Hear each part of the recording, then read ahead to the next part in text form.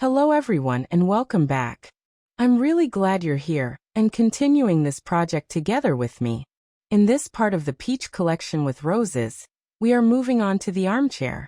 It's one of those pieces that may look simple at first, but actually carries a lot of character once it's finished. Before we begin, I just want to gently remind you that if you've already built the winter set with me, or the white set made for coloring and customization, the assembly process here will feel very familiar. The steps are the same, the logic is the same, and nothing fundamentally new will appear. Only the design has changed. The structure stays exactly as it is, and that's actually a good thing.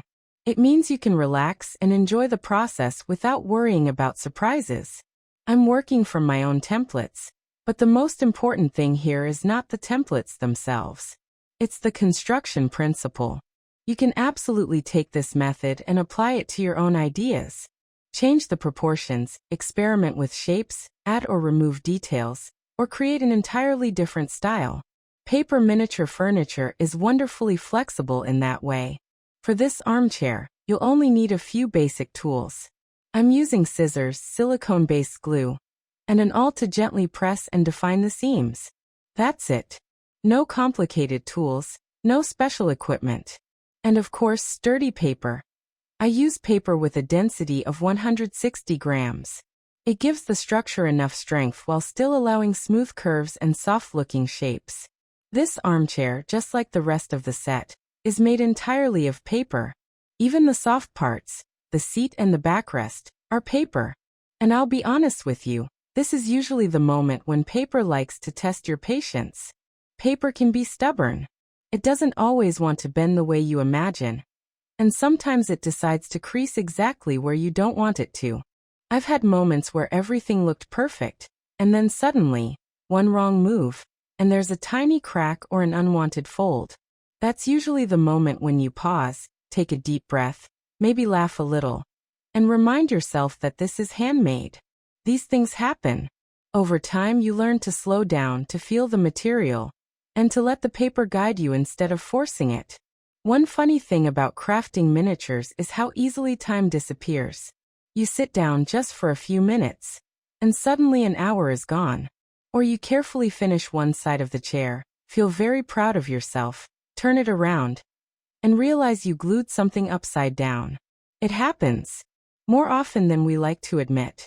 But somehow, those little moments become part of the story behind each piece. As we assemble the armchair, I really recommend taking your time with the curved areas. Smooth, gentle bends are the key to making the chair look comfortable. Even though it's made from paper, there's no rush. This is slow crafting, and that's where the joy lives.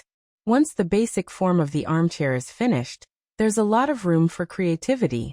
Even though the entire model is made of paper, adding fabric can completely transform its feeling. A small piece of fabric can instantly make the chair look warmer and more inviting. You can glue fabric directly onto the soft areas, the seat and the backrest, or you can simply place fabric on top like a small blanket or throw. Both options work beautifully. You can also add pillows and cover them with fabric. Even one tiny fabric cushion can change the whole atmosphere of the miniature. I really love this contrast between paper and fabric. Paper gives structure and form, while fabric adds softness and comfort. Together, they create a very cozy and emotional result. And the best part is that nothing here is permanent unless you want it to be. You can change fabrics, rearrange pillows, or remove everything and return to the clean paper look. This armchair can be used in so many ways. It fits perfectly into miniature interiors, dioramas, and small decorative scenes. It can become part of a larger installation or a quiet corner in a tiny room. Some people use miniatures like these for creative play, others for photography, and many simply enjoy the process as a form of art therapy. Working with small objects can be surprisingly calming. It helps slow your thoughts and focus on something tangible and simple. In a world that often feels very fast, these small moments of crafting can feel like a pause. As we move forward with this tutorial, I invite you to stay curious and playful. Try things out. Make mistakes. Laugh at them. Adjust, continue, and enjoy the process. There's no perfect result here, only your version of it. Let's keep going and see how this armchair comes together, step by step, turning paper into something that feels warm, personal, and alive.